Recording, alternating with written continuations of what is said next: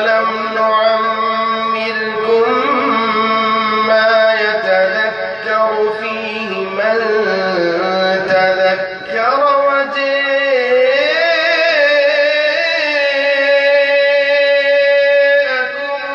النَّذِيرُ فَذُوقُوا فَمَا لِلظَّالِمِينَ مِنْ نَصِيرٍ۔ ایمان میرا اور آپ کا ایمان کیسا ہونا چاہیے؟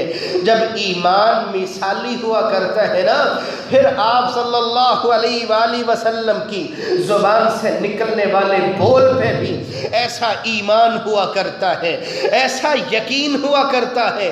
آیا تھا نا جب معراج کی بات سنی ابو جہل نے ابو بکر صدیق رضی اللہ تعالی عنہ کے پاس، کہا ابو بکر کیا خیال ہے اگر کوئی یہ بندہ کہہ دے وہ راتوں رات اٹھا ہے، یوں اتنا لمبا سفر کر کے مسجد اقصی تک پہنچا ہے، پھر ساتوں سمانوں کی سیر کر کے واپس بھی پہنچا ہے؟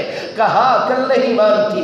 ابو جہل سمجھا اب بات بن جائے گی، کہا یہی بات تیرے محبوب لاڈلے پیغمبر نے کی ہے۔ ابو بکر صدیق فرماتے ہیں ابو جہل تو کیا سمجھتا ہے؟